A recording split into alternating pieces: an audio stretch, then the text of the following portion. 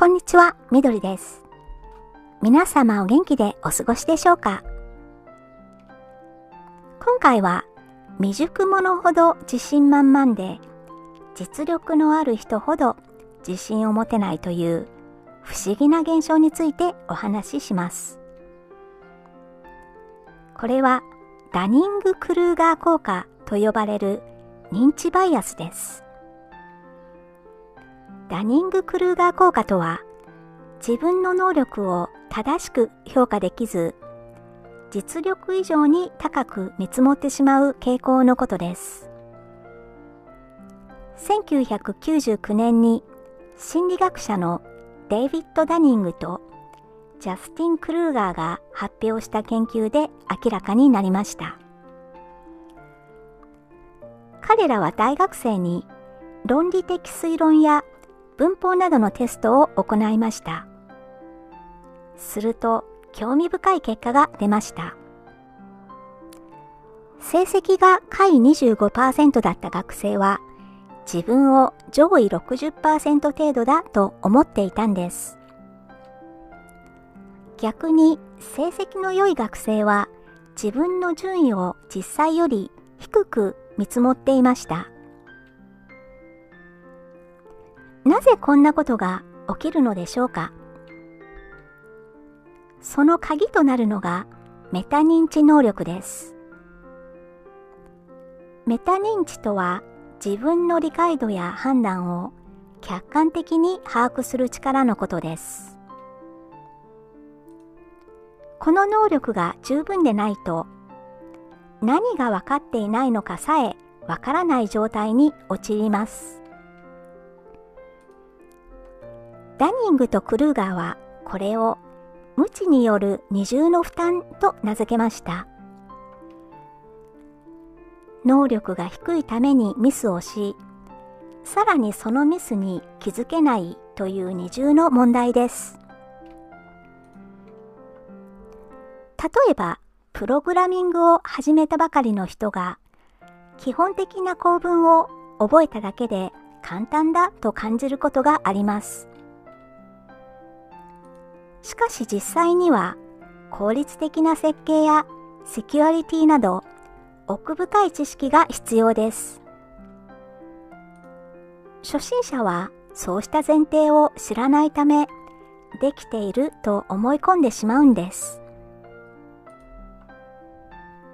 過剰な自信は様々な問題を引き起こします。運転を例にとると分かりやすいでしょう。少し慣れてくると、もう十分うまいと思い込み、無理な運転が増えて事故率が高まります。また、すでにできていると錯覚すると、学ぶ意欲が失われ、成長が止まってしまいます。さらに、自信過剰な態度は、周囲との関係を悪化させることもあります。一方で、能力の高い人が自分を過小評価してしまうインポスター症候群という現象もあります。周囲から評価されているのに、自分は大したことはない、成功は偶然だと感じてしまう状態です。これも様々な損失につながります。自信が持てないために、昇進や新しい挑戦を辞退してしまいます。褒められても素直に受け取れず、完璧を求めて自分を責め続けるんです。こうした状態が続くと、心の不調にもつながりかねません。また、優れたアイデアを持っていても、発言を控えてしまえば、組織にとっても損失です。では、インポスター症候群の人が自分の実力を適切に捉えるにはどうすればいいのでしょうか？まず、客観的な事実に目を向けることです。過去の実績を振り返り、達成したことを書き出してみましょう。成功日記をつけて、その日うまくいったことを記録する習慣も効果的です。信頼できる人からフィードバックを受けることも大切です。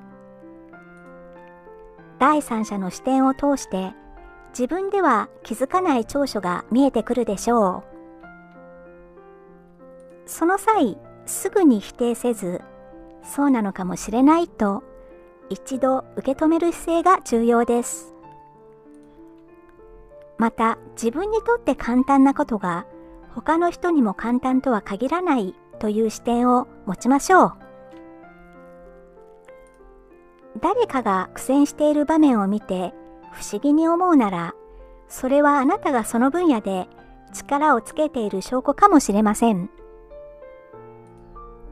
そして完璧主義を少し緩めることです。人には得意不得意があり、すべてを完璧にはできません。他者との比較ではなく、自分の価値観や目標を基準に歩んでいくことが大切です。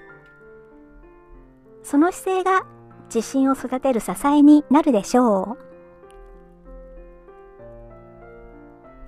今回は未熟者ほど自信満々で、実力のある人ほど自信を持てないという不思議な現象、ダニング・クルーガー効果についてお話ししました。